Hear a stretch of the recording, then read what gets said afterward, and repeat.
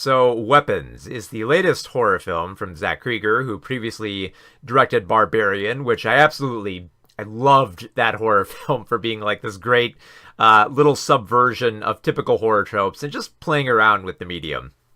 And it was a great film from Zach. And now that he's got another film out, Weapons, this feels like him, taking his filmmaking to the next level. This isn't him just, tinkering with typical horror tropes. This feels like he's dabbling in something much bigger here, like trying to make a horror film, like, tap into like a deeper anxiety and trauma without making it so easily pinned down for the allegory that it's kind of alluding to here.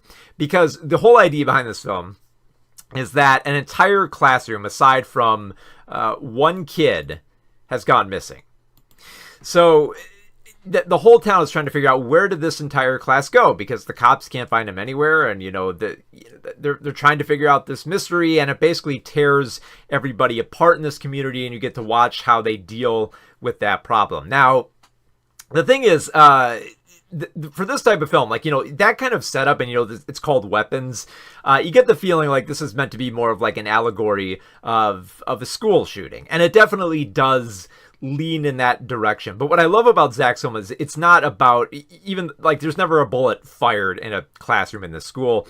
But what I love so much about how Zach has framed this film is that it's not about like the shooting itself. It's about basically the byproducts that come from it.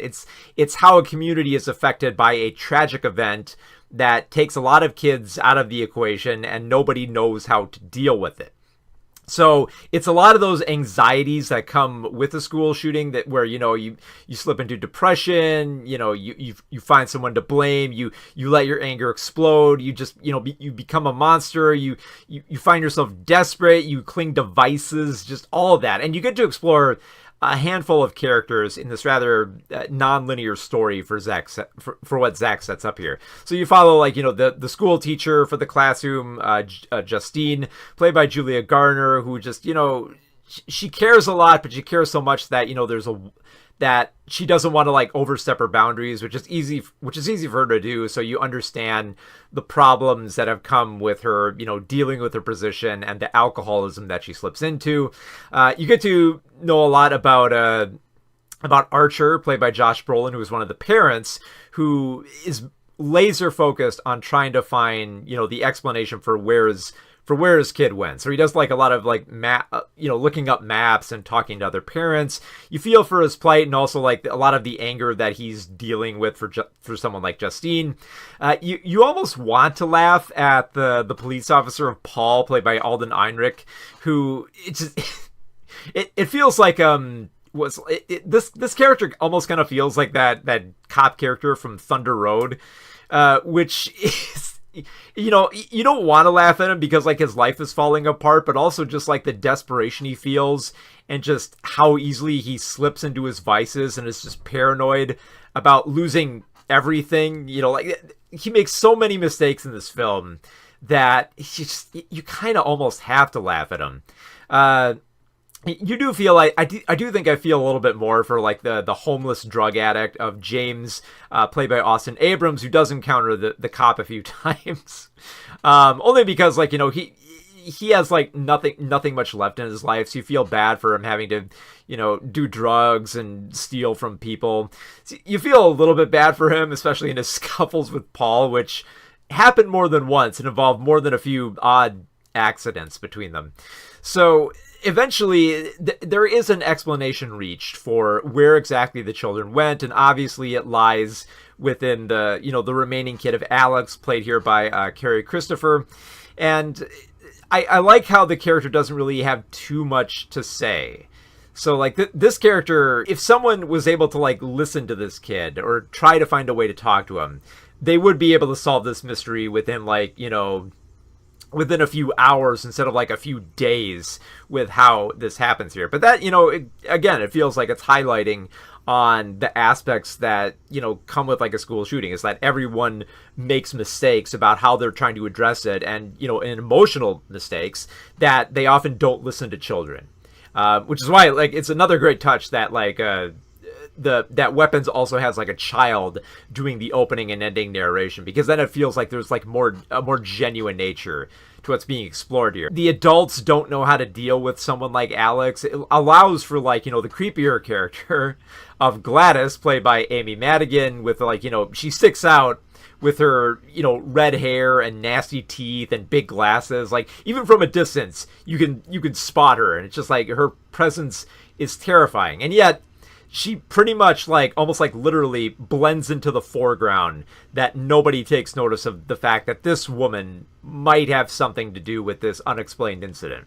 And I like how it's like slowly revealed here. There are some moments where we're just allowed to like sit with the characters a bit and watch what scares them, peer into their nightmares, then have like, man, the creepy scene of just like looking at Alex's house from a distance and just, looking at something from a distance, and just like the door opens into darkness and you can't hear it from this distance. So it's just like the creepy silence about what might be inside or who's going to come out. And just the way that like, Krieger weaves this film is effective in the fact that, it's not so simple. Like, because the one thing I hate about horror films when watching with an audience is that, there's always that one person who feels like, oh, I know where this is going. I see where this is. I know exactly what is happening in this film.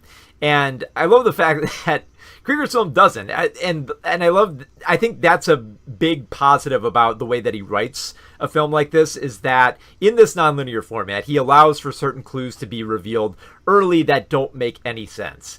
Like right in the middle of Archer's investigation, he's just attacked by this person who just runs out of the woods for no reason that they can discern, and you don't learn about it until much later, and you just kind of cut it off at like the weirdest moment in each one of these stories. And I love that. That's great storytelling, because then at the end of each chapter something weird has happened that you're like, where is this going? What the heck is happening next here? And I love that. Like we did kind of get that a bit in Barbarian, and we get a lot more of it in Weapons. And just the cast is great for how they effortlessly blend into like this mixture of, like it's horror and comedy, but like the comedy is more natural. Like, because like, Zach Krieger, one of the actors on Whitest Kids, in that comedy troupe, he's accomplished enough in working with the comedic format that he knows where the jokes can come in. And he finds just the right moments. Like there's a scene where Archer has a very terrifying dream about, losing his son and tracking him down to a house and just waking up being terrified, because he envisions like a monster and a giant gun. And the moment he wakes up in the most shocking scene, like he wakes up and his immediate reaction is just, what the fuck? It's like, you kind of like, it's a great moment of comedy, because like, yeah, it's like, it's hilarious for the delivery, but also, a human reaction. It's like, yeah, be real here. If you saw that in your nightmares, you would wake up and scream that out loud. So there's a very much a relatable level of comedy here, and I think that kind of highlights the necessity of having a comedic director on horror, because like, they can find the right moments of levity. Because if it's just darkness throughout, there's never a moment where you get to understand and like the characters and see them as human beings. So like, humor is humanizing. So if you have that aspect in there and have all these like fun little quirky moments between the characters that come naturally, like they're just like, oh, okay, that's kind of cute. Now let's get back to the scene of, somebody stabbing themselves in the face with a fork, or, somebody peeling off somebody's skin, or someone's eyes bulging out. Which I guess I should mention that in case, in case Barbarian wasn't much of a warning here. Weapons is very, very violent. There are scenes of people breaking open heads, eyes bulging out of skulls.